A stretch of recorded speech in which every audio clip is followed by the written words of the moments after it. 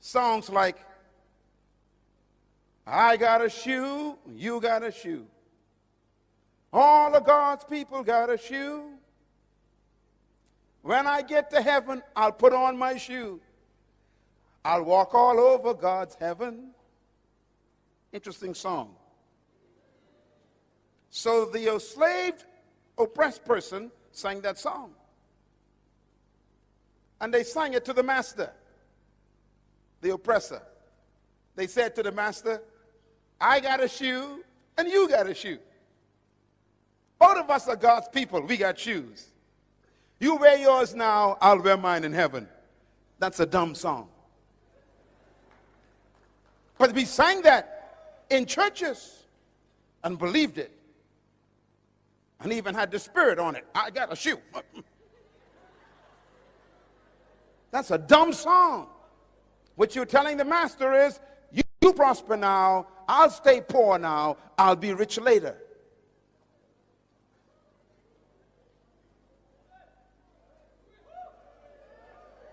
Something's wrong with that philosophy.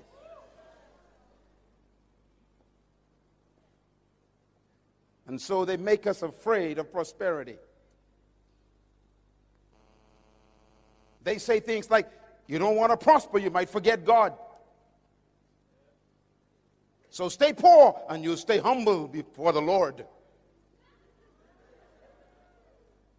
Philosophy.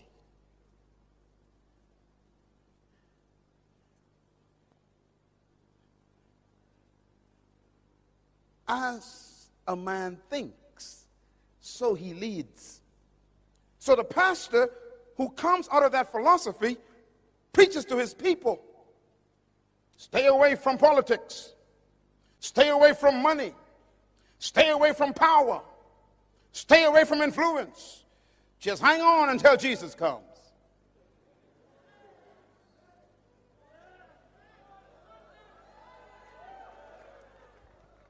And that is what we preach. We actually preach to our people that they should not be leaders. And they should not own. And they should not have influence. And that's why the Creator sent me to talk to my cousin.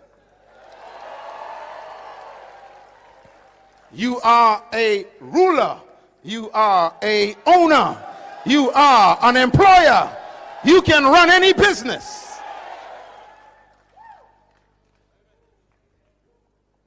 But you got to change your belief system. Let me show you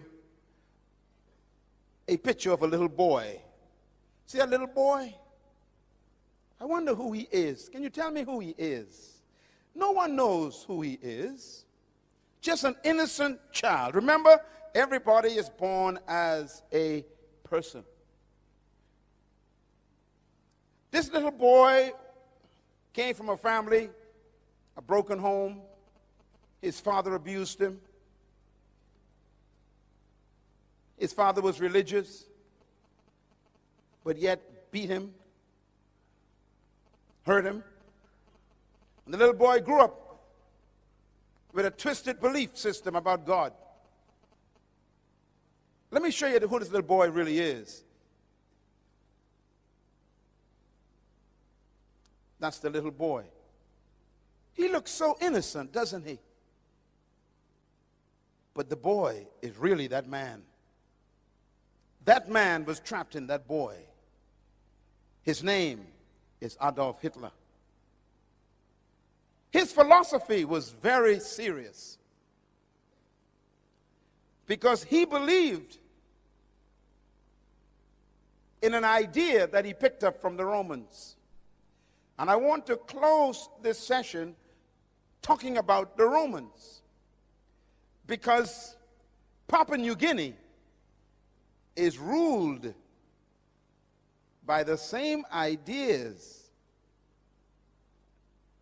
that the Romans had.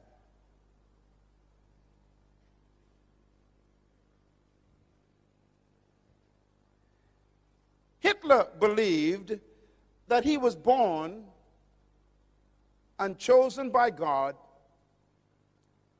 to restore the Roman Empire. He believed that. He believed that he was created and born to bring back the glory of Rome, and therefore he had to subdue all of Europe, because Rome ruled the whole world from Africa all the way to England. Rome was the most powerful empire and kingdom in history. Rome was the first kingdom to colonize the whole world. No kingdom has ever arisen to be greater than Rome. Rome was the most successful colonization process in history. Rome ruled the whole known world of Europe. And Hitler believed that he was born to restore the glory of Rome. He called it Mein Kampf.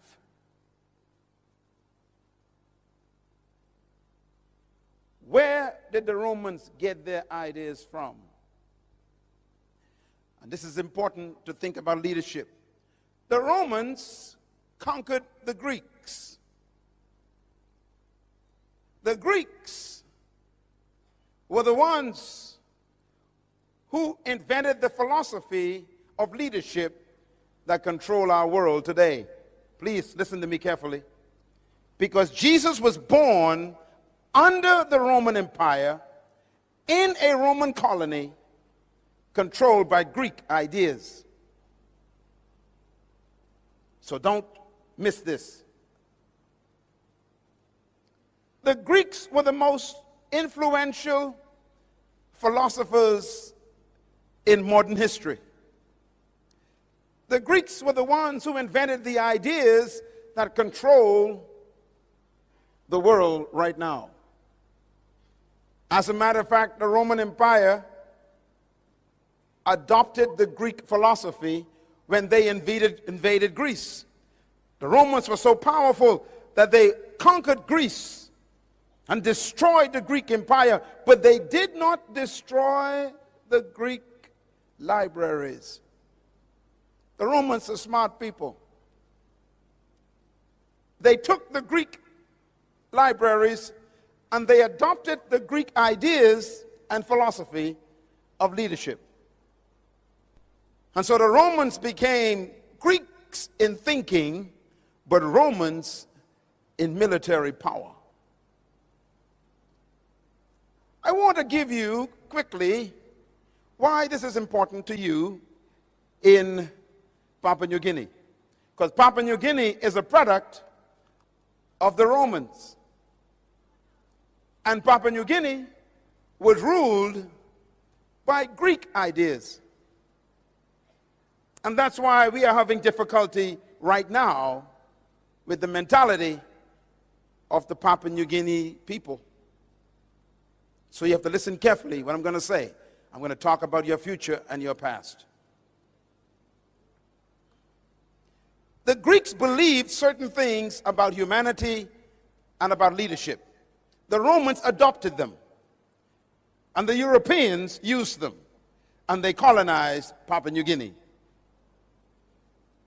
And they used the same ideas of the Greeks to control Papua New Guinea. Papua New Guinea is a very young country. You are still battling with Greek ideas. I'm going to prove it to you. Because every colonization process carried the Greek idea and subdued the people. What did the Greeks believe that's important to you? Write them down. Number one, the Greeks believed that leadership was a product of natural endowment. Very important words. The Greeks believed that leadership was a product of natural endowment. What does this mean? Some of you know about the Greek philosophers who changed the history of the world. Let me give you a few of their names. Plato, very powerful Greek thinker. Aristotle, very powerful Greek philosopher. Socrates, a very powerful Greek thinker. These are the kinds of thinkers who gave their ideas that control the world today. I always tell people that the world is ruled by dead men. Our countries today, including Papua New Guinea, is ruled by dead men.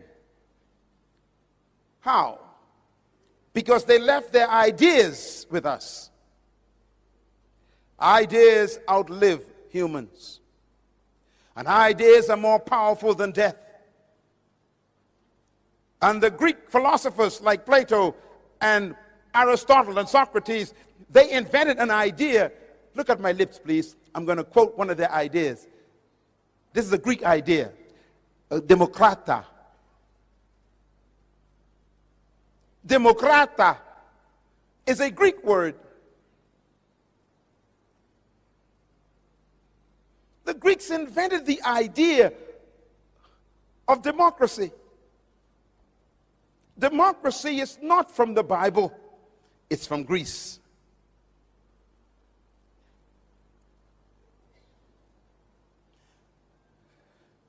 The Greeks developed the idea of what they call politis. Politis is a Greek word. It means chief citizen. Politis. It's where we get our word politician from. It's a Greek idea. What's a politician? A politician, the Greek says, is a person that the people give their authority to and make them chief citizens over them. It's a Greek idea. It's when people give their power to one person and tell that person to lead them and to rule them. It's called the power of the people given to a chief citizen called a politis. Listen carefully, please. Jesus Christ was born under that policy. The Romans adopted the idea that leadership was a product of natural endowment. What do they mean by that? The Greeks believe that some people were born naturally endowed with certain distinguishing factors that made them superior to others. For example, listen carefully. The Greeks believe, number two, that leadership is a product of birth traits. Birth traits. What do we mean by that? The Greeks believe that certain people were born naturally endowed to be leaders because they had certain traits that made them superior to other humans. For example, the Greeks believed that if you were born with sharp nose and blonde hair and blue eyes and thin lips, you were automatically a leader.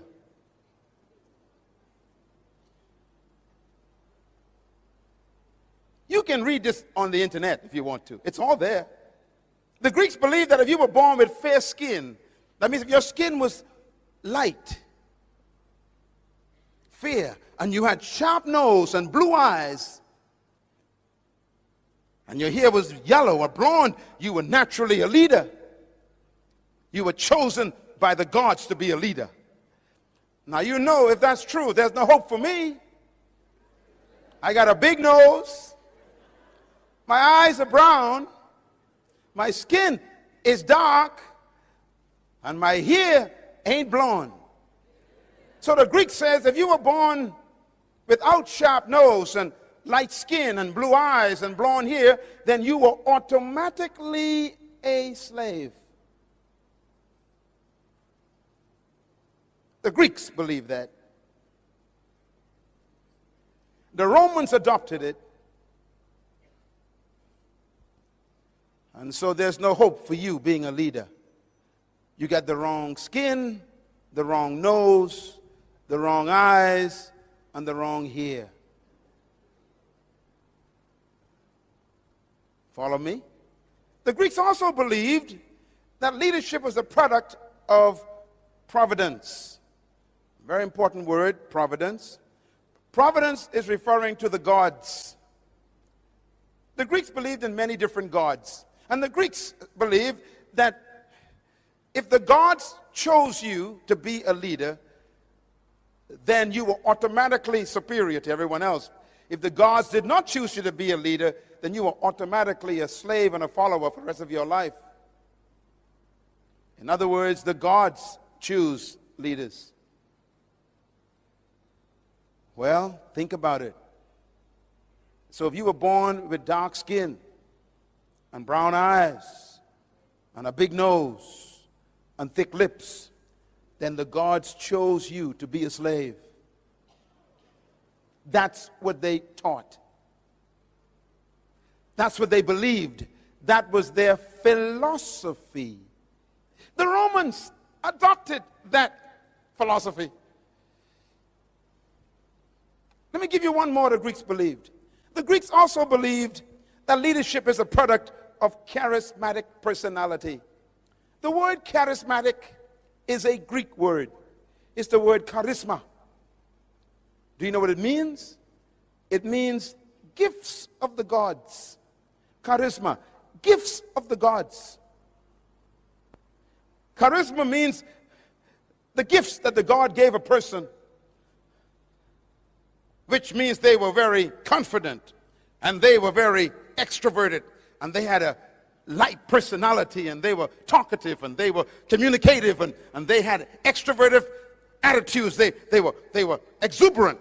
The Greeks say that was the gifts of the gods. So if you were quiet and timid and not extroverted, then the Greek says you are a slave. And this is why when the Romans conquered the Greeks and adopted this idea, they told the slaves, you must be seen but not heard. And I'm only supposed to see you when I need you, and you never speak.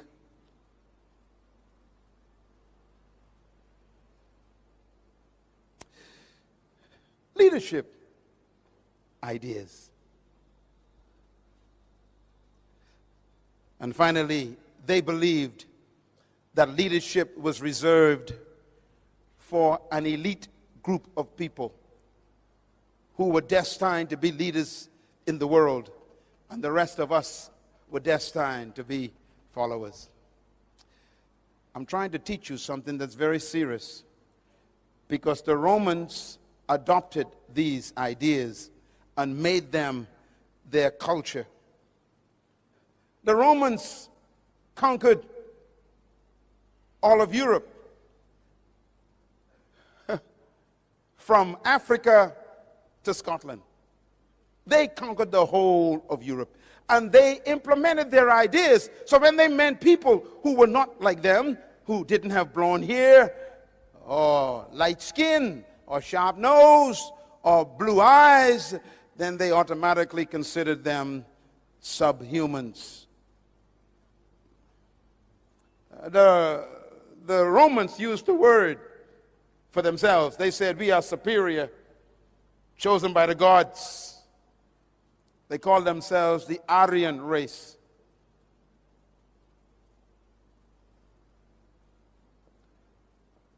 Now I'm going to give you the most important information today. Here it is.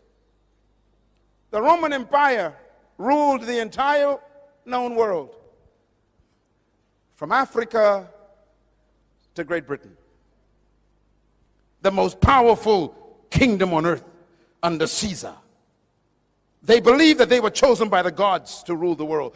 They believed they were handpicked by the gods with certain traits to dominate the world. They believed that they were superior to all other races. And that was in the Roman mentality. Do you know how Rome was defeated?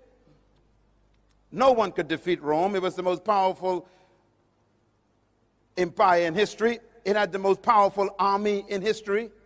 No country could defeat Rome militarily. It was so powerful that when Rome showed up, everybody bowed. And that's why you hear the statement, when in Rome, you do as the Romans do. Wherever they went, they colonized the whole world. And Jesus Christ was born right in the middle of the Roman Empire. He was born in an empire which believed that he was automatically a slave.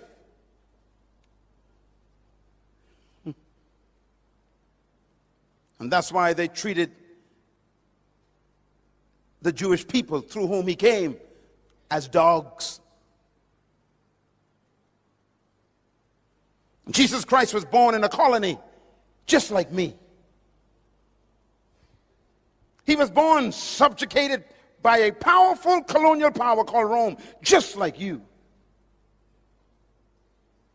He was taught that he was born to be a second-class citizen. He was taught that he was born to be subjected. He was taught that if some soldier in the Roman Empire asked you to take your cloak off and give it to them, you had to give them your clothes if they were cold. He was taught that when a Roman walked in, you stand up and bow. He was taught if the Roman gave you his shield to carry for a mile, you got to take it. He was taught if a Roman soldier got tired carrying his spear, he could say, "Here, take it for me," and you had to take it. He was taught that he was not a leader, he was a slave.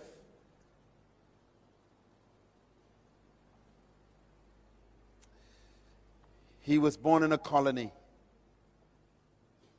just like you, just like me. Listen carefully. And that's the mystery of Jesus Christ. He was born under that culture, but never allowed the culture to be born in him.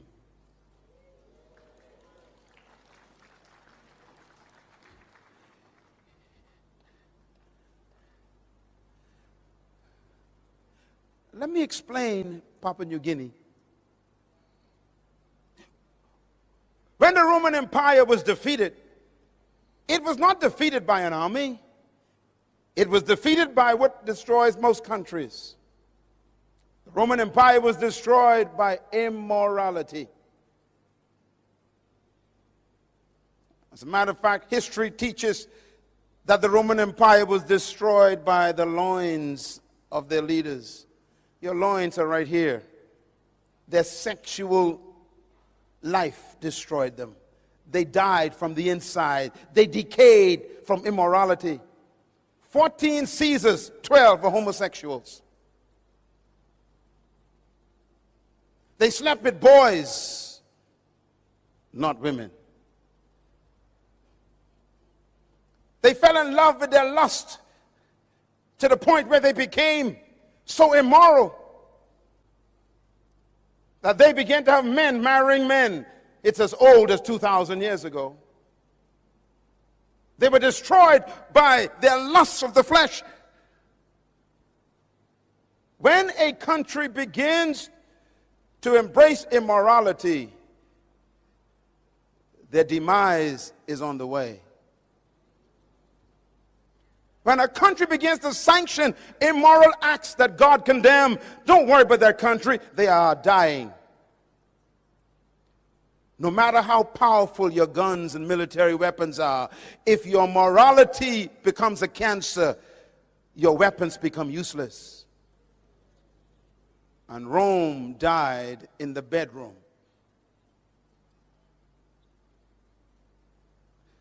And so the Roman Empire fell apart.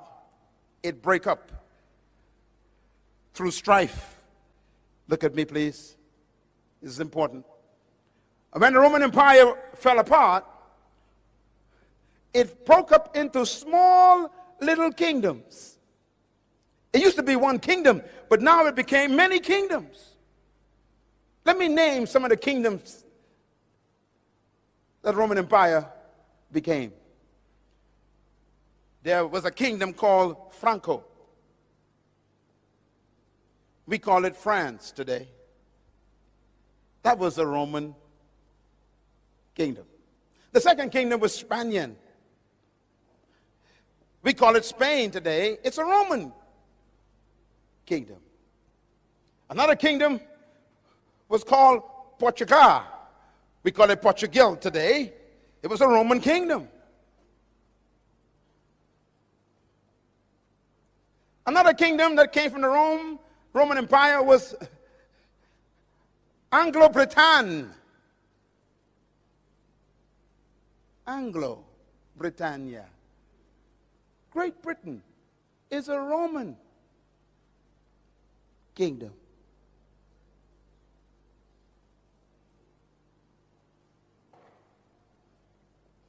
We call them England today.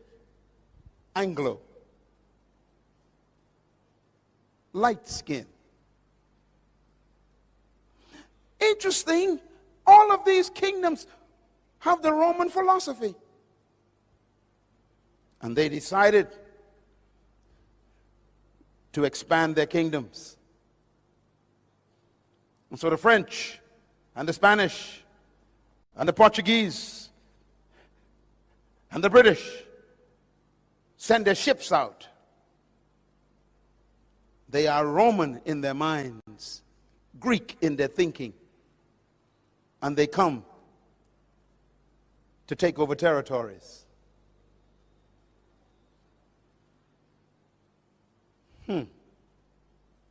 So they began to invade islands and continents. They came to the Caribbean, they came to Africa, they came to Central America, they went out to South America, and then they came to the Pacific. And they brought with them their philosophy. What's their philosophy? Greek. What does the Greek teach? They are superior, you are inferior. Your nose is big. Your skin is dark. Your hair is not blonde, and your eyes ain't blue, and your lips are thick. The gods gave you to me to be my slave. So why educate a slave? Why give a slave nice clothes? Why give a slave a property? Why give a slave authority? Why give a slave money? Why give a slave a future? Philosophy.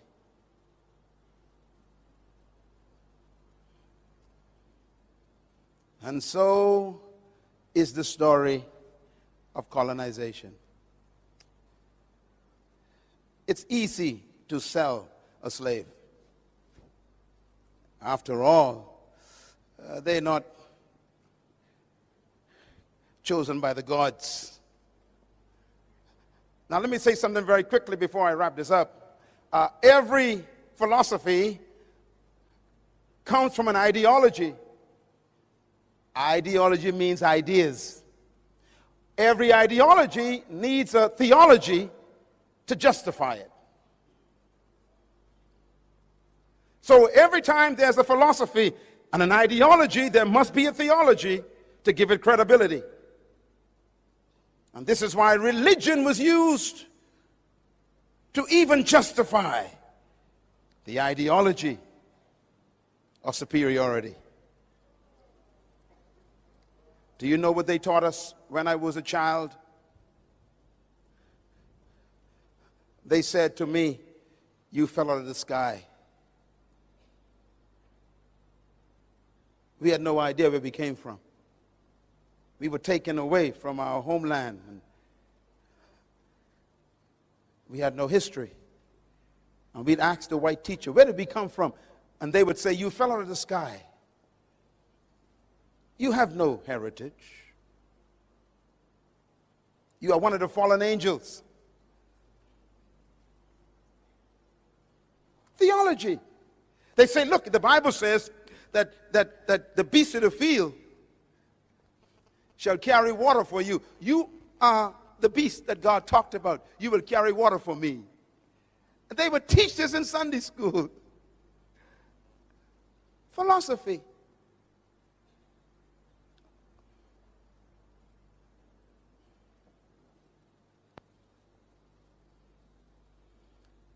And here we are now, still under Democrat. 200 years of conviction that you are not equal to others. 200 years of miseducation that you cannot think sophisticatedly. 200 years of believing that others with certain traits are much more superior and more intelligent and better than you. Philosophy. And so they say, you must be quiet. You cannot speak much. You're not supposed to express your ideas. You keep your thoughts to yourself. Just make tea. You're not supposed to speak up when you see something going wrong. How dare you? You're not smart enough to see what is wrong.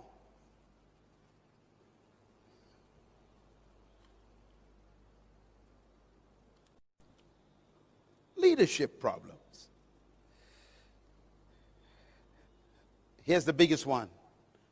Since you were chosen by the gods to be followers, why waste my time on you, training you to be leaders?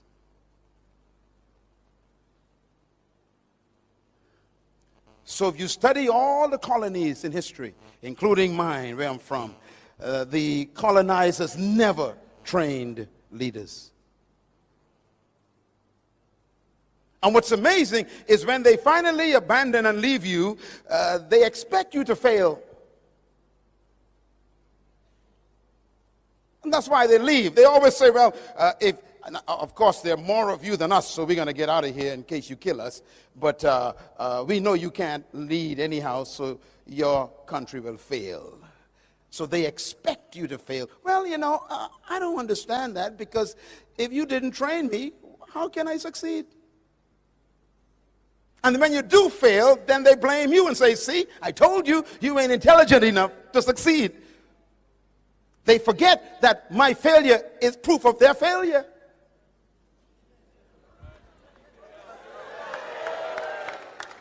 And that's why this leadership training series is important. I have come to correct 200 years of history. You are a leader. You can run this country. You can lead the world.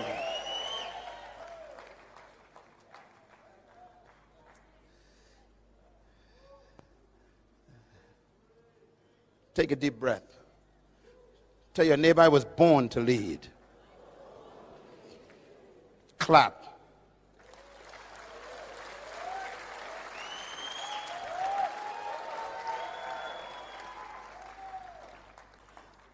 I want to show you this before we go, because it's so important. All the world leaders, if you study them, they're all battling with these issues.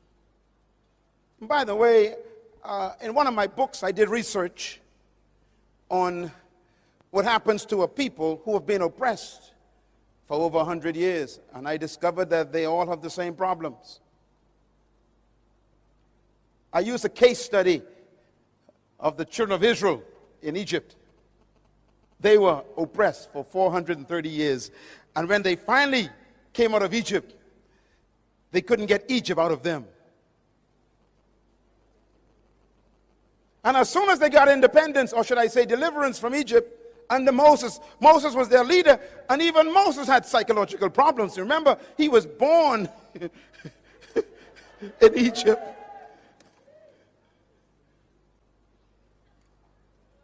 But you'll remember that when they came out of Egypt, they didn't go into freedom. They was just delivered. Don't confuse deliverance with freedom. Papua New Guinea is not free yet. You are simply delivered. You are in the desert.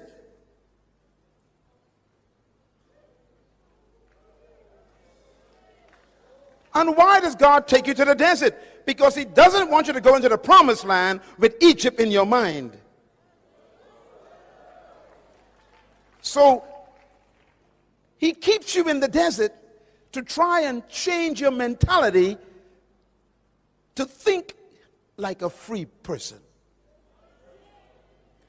Don't ever confuse independence with freedom. Independence is an opportunity to become free. It is not freedom.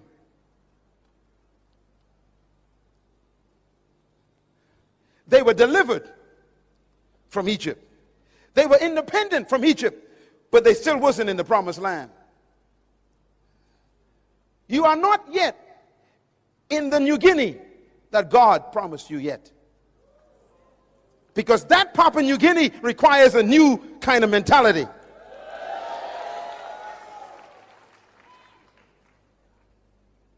One day, my wife and I went to Egypt to visit. And we were in Israel for 10 days.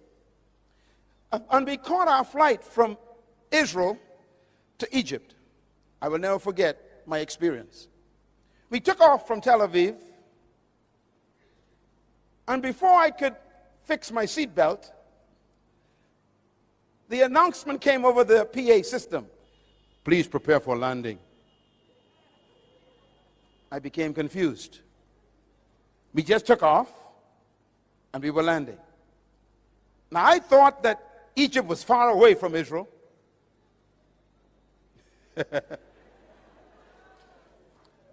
And so I became confused. I said to the flight attendant, I said, excuse me, ma'am, is there a problem? She said, why? I said, why are we landing? She said, we are about to enter Cairo, Egypt. I said, but we just took off from Israel. She said, yes, sir. I said, but we didn't fly. She said, I know. I said, we're landing. She said, yes, we're landing. I said, wait a minute. It's only been 20 minutes. She says, yes. I said, wait a minute, lady. I was in Israel. That's Canaan, the promised land. And in 20 minutes, I'm in Egypt. She said, yes. I became confused. I started calculating. Let's see. 40 years.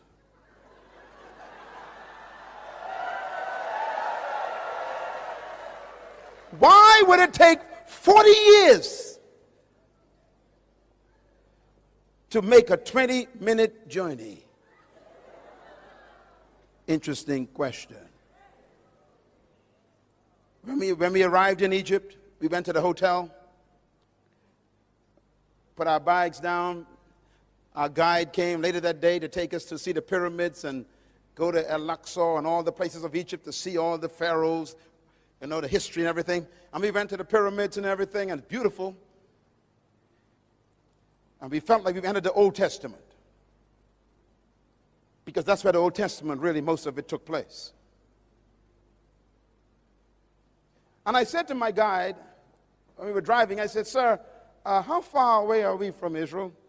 He said, depends on how you get there. I said, okay, if I drove in a car, how long would it take? He said, it'll take about 7 hours. I said, what if I walk from Egypt to Israel? He said, it'll take 40 days. I said, what about the aircraft? He said, 20 minutes. I began to calculate. I said, wait a minute. If I drove in a car on a bus, it's 7 hours. If I walked, it's 40 days. If I flew, it's 20 minutes. I went back to my hotel room, confused. I picked up my Bible because I had to go and find out what happened. And the Bible says, and they left Egypt, headed toward the promised land. But God did not take them directly there. I'm quoting the Bible. Because they were afraid in their minds. So he led them the long way around to get Egypt out of their minds. Now here's my mystery. This is Egypt. This is the promised land. And it's only 40 days walk. Why would it take 40 years?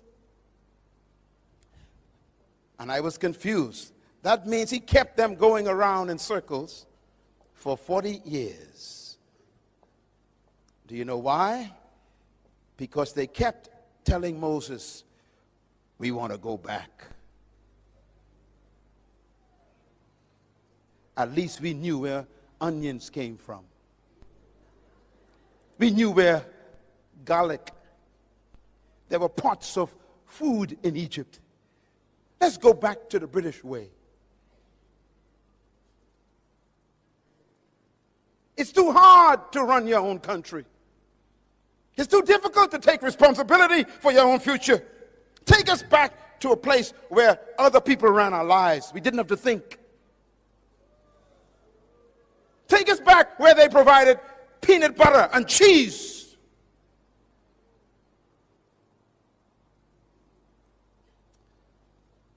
And God says, none of you will enter the promised land because you don't want to get rid of the Egypt thinking. So he led them for 30 years. Do you know why? Because 40 years is a generation. That means he kept them going in circles until he got what they were carrying. They were carrying the next generation. Joshua was not born in Egypt. He was born in the wilderness. Caleb was not born in Egypt. He was born in the wilderness. There are some people in this room who cannot make it to the promised land of the new Papua New Guinea. Why? They still want to go back. I'm not talking to you. I'm talking to the one right behind you.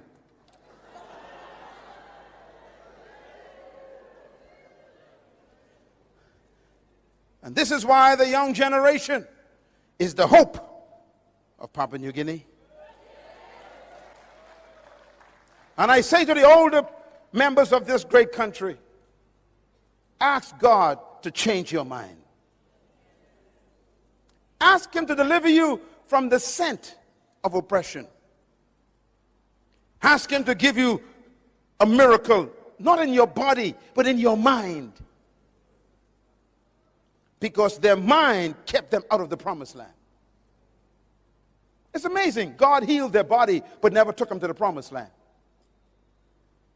He fed them food, but never took them to the promised land. He kept their clothes for 40 years, but never took them to the promised land. In other words, God will preserve you until he gets what you want from you, and then he'll kill you. If you don't want to change your mentality, he'll bury you in the desert.